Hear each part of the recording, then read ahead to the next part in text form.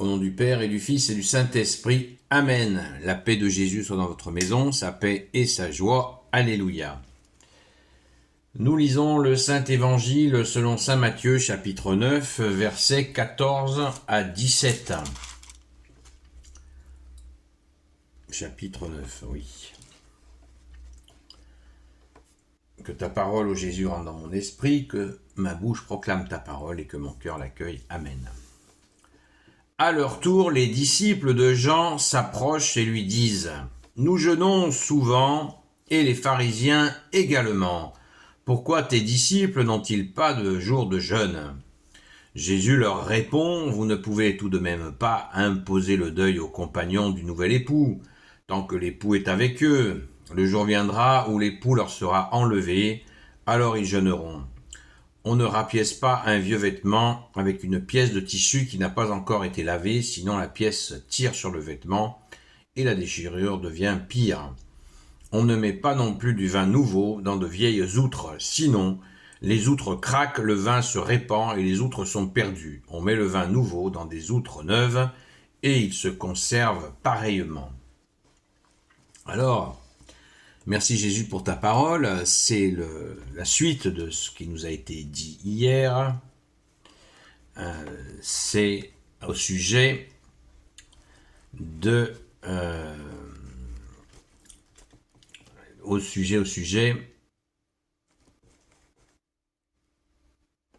Jésus n'est pas venu pour les bien portants,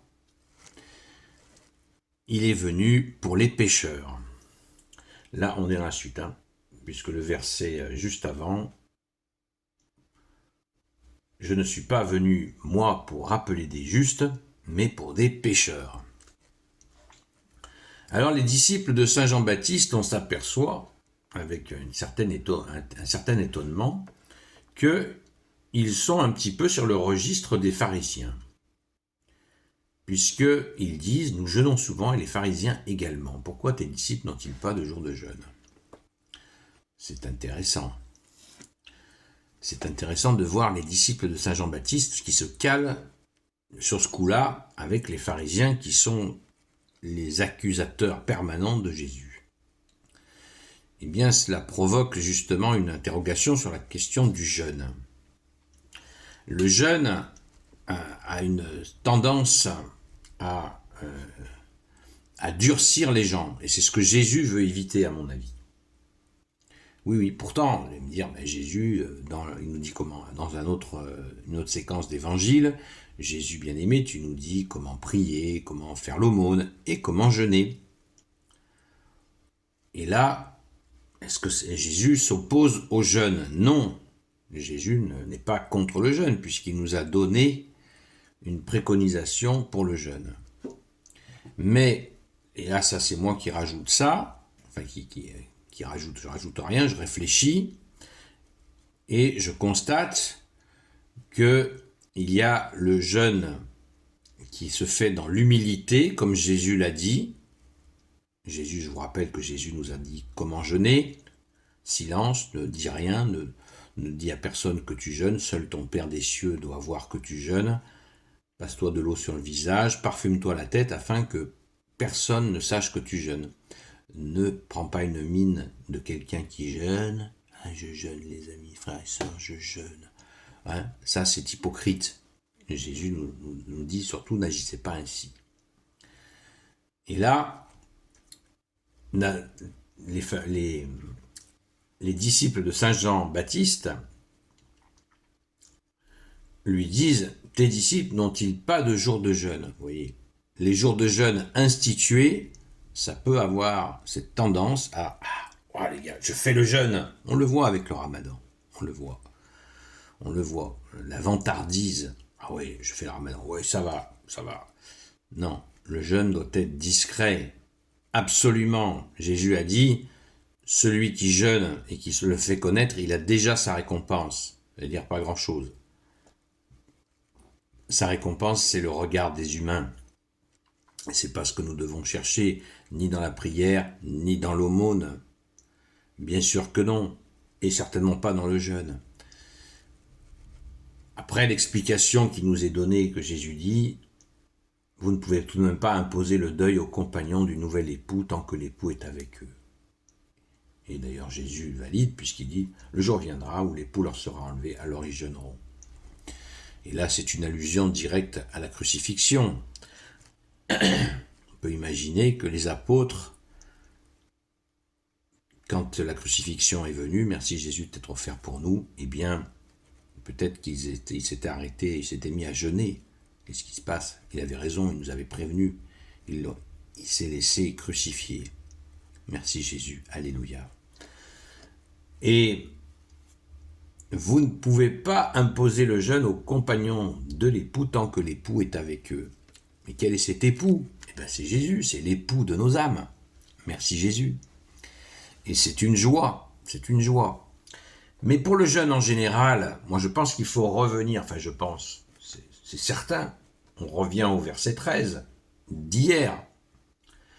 Allez donc apprendre ce que veut dire cette parole. C'est la miséricorde que j'aime, non les offrandes. J'ai donné des exemples hier, regardez la vidéo d'hier. Je ne vais pas les redire à chaque fois. Qu'est-ce qui est le plus important de dire « Ah, ce matin, j'ai décidé de jeûner ». Mais Jésus met sur ma route quelqu'un qui n'a pas à manger. Qu'est-ce que je fais? Qu'est-ce que je fais? Je vais lui donner à manger, voire mieux encore, je mange quelque chose avec lui et je discute avec lui. Je lui demande, voilà, qu'est-ce qui se passe, qu'il est là, qu'il n'a pas de quoi s'acheter à manger, et je vais pouvoir lui parler de Jésus, sans l'assommer bien sûr, lui proposer de donner ses soucis au roi de gloire, au Dieu de nos vies, Jésus, le ressuscité. Voilà qui est une miséricorde et pas une offrande. Ah, du coup, j'ai pas jeûné, j'ai même mangé, mais avec quelqu'un qui avait faim. Donc, la miséricorde est là. Jésus vous a utilisé pour transmettre sa miséricorde. Alléluia. Je répète, je ne suis pas en train de dire qu'il faut bannir le jeûne. Je ne pense pas ça. Bien sûr que le jeûne a des vertus, notamment la vertu de nous approfondir, de nous concentrer à l'intérieur, de nous ramener à l'intérieur de nous. Ça peut être très utile, évidemment, mais sans démesure. Sans démesure. Vous savez qu'il y a des sectes, notamment la secte bien connue du sud-ouest, là, en fait, qui venait d'Italie à la base, des cathares, qui faisaient des jeûnes tellement sévères qu'ils tombaient comme des mouches. Ils mouraient, hein. Voilà. Donc ça peut aller loin, là. Les jeûnes peuvent aller très loin, dans la bêtise. Et Jésus nous met en garde contre ça en nous disant « Ne pratiquez pas la démesure, c'est catastrophique ». Au verset 16, tu nous dis, bien-aimé Jésus, on ne rapièce pas un vieux vêtement avec une pièce de tissu qui n'a pas encore été lavée. Sinon la pièce tire sur le vêtement et la déchirure devient pire. Alors quelle est cette allusion? Eh bien, Jésus, par cette allusion, il nous montre que le jeûne ne doit pas être une... j'arrive pas à le trouver le mot. Le jeûne ne doit pas être un emplâtre. C'est de l'intérieur, la transformation. Jésus le dit avec l'image du vin. On ne met pas non plus du vin nouveau dans une vieille outre. La nouvelle naissance dont Jésus nous parle. Et la symbolique du vin, c'est la joie de Dieu. L'évangile, rappelons-nous que le premier miracle de Jésus, c'est l'eau transformée en vin. Parce que le vin, c'est la joie de Dieu, c'est l'évangile, c'est le symbole de l'évangile, la bonne nouvelle. Quand la Sainte Vierge dit, avant que Jésus fasse le miracle de changer l'eau en vin, notre Sainte Mère dit à Jésus, qui fait son entrée, elle lance Jésus, elle enfante Jésus dans sa mission de vie publique, et elle lui dit, non plus de vin, ça veut dire que les gens de l'ancienne alliance, eh bien, cette ancienne alliance est en train de disparaître. Elle n'a plus de vin, elle a perdu la joie, elle est dans les règlements. et elle n'a plus la joie de l'amour de Dieu, cette ancienne alliance. Et Jésus vient et transforme l'eau en vin. En plus, l'eau qui était stockée pour les ablutions, donc encore un rite de l'ancienne alliance qui a disparu. Mais Jésus apporte le vin, c'est-à-dire l'amour de Dieu, cet amour, et c'est ce dont on parle là.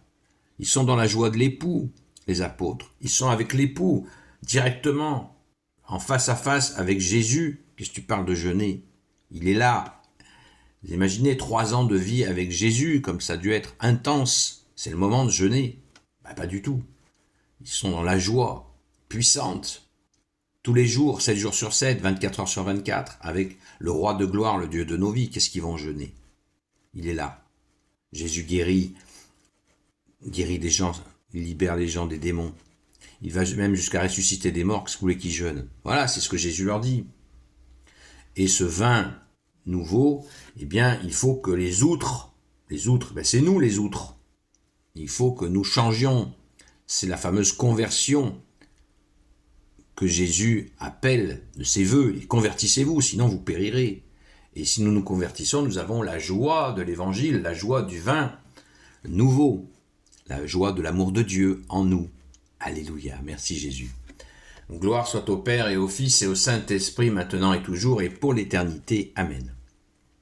Ô Jésus, toi qui peux tout et qui porte tout, toi le Sauveur, toi l'Emmanuel, je te confie toutes celles et ceux qui regarderont cette vidéo, ainsi que leurs proches, selon ta seule volonté, ô Jésus.